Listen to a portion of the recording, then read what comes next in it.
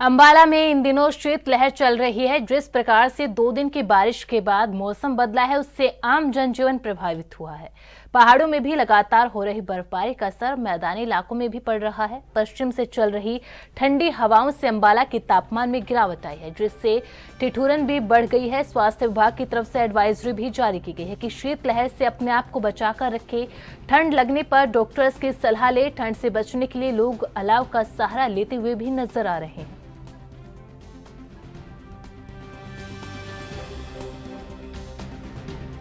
देखिए, शीतलहर जैसे चल रही है और अंबाला में खासकर धुंध, और जैसे आज का मौसम है कि धुंध पानी की तरह गिर रही है, तो इस मौसम में तो देखो हमें काफ़ी बचाव करना ही चाहिए। लेकिन आयुर्वेद के हिसाब से जो दिनचर्या है उसका ज़रूर पालन करें।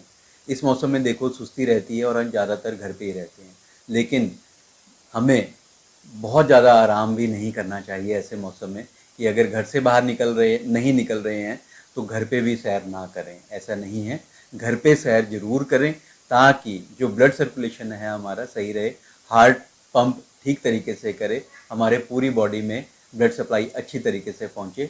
और चिलबेंस हो जाते हैं कईयों को, आपने देखा होगा ऐसे मौसम में उंगलियां लाल हो जाती हैं, गाजर की तरह फूलने लगती हैं, है ना। ऐसे ही पैरों की उंगलियां का हाल होता है, ब्लड सर्कुलेशन हमारा उस तरह से कम होना शुरू हो जाता है। जो हमारी कैपिलरीज हैं एंड एंड में उंगलियों की कोरें हैं जो वो फूलने शुरू हो जाती हैं। तो प्रॉपर ब्लड सर्कुलेशन चलाने के लिए हमें घर पे ज़रूर सैर करें, जितनी कर सकें उतनी ज़रूर करें।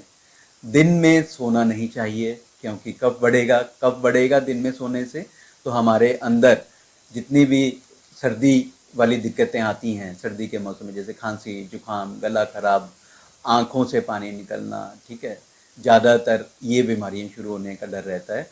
तो दिन में सोना नहीं चाहिए। खान पान की अगर मैं बात करूँ तो खाने पीने में हमें ज़्यादा चटपटी चीज़ों का आनंद आता है ऐसे मौसम में, है ना, लेकिन वो चीज़ें नहीं खानी चाहिए। जैसे हो गया बेसन, हो गया खटाई, हो गई तली चीज़ें, हो गई अचार, हो गया चावल, हो गया केला, हो गया दही, हो गया, ठीक है, ठंडा पानी, ये बिल्कुल बंद करना चाहिए। हमेशा ऐसे मौसम में गर्म पानी का ही सेवन करें और गले का ज़रूर बचाव करें, क्योंकि गला अगर थोड़ा सा भी ख़राब हो गया तो सर्दी, खांसी, जुकाम, सांस की बीमारियां इस मौसम में काफ़ी होना का डर रहता है।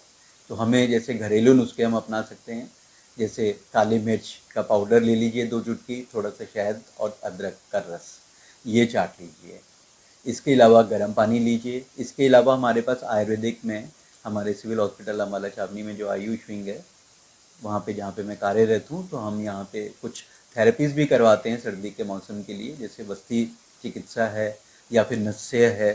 जिनको पुराना नज़ला, खांसी, जुकाम रहता है तो उसके लिए हमारे यहाँ पे सभी तरीके की चिकित्सा उपलब्ध रहती है। और कुछ दवाइयाँ हैं, जैसे चाटने वाली कुछ दवाइयाँ इस मौसम के लिए बहुत बेहतरीन काम करती है।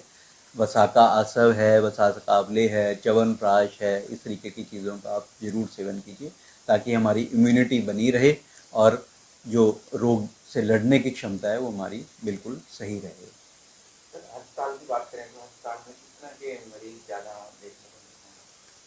देखिए, अस्पताल में तो आजकल जो मरीज़ हैं, मेरे पास तो जोड़ों के ही मरीज़ ज़्यादा आते हैं या स्किन की प्रॉब्लम्स के ज़्यादा आते हैं। लेकिन इसके साथ-साथ कुछ मरीज़ आजकल 1-2 केसेस मुझे लिवर डिसऑर्डर के, जैसे जॉन्डिस मिला मुझे।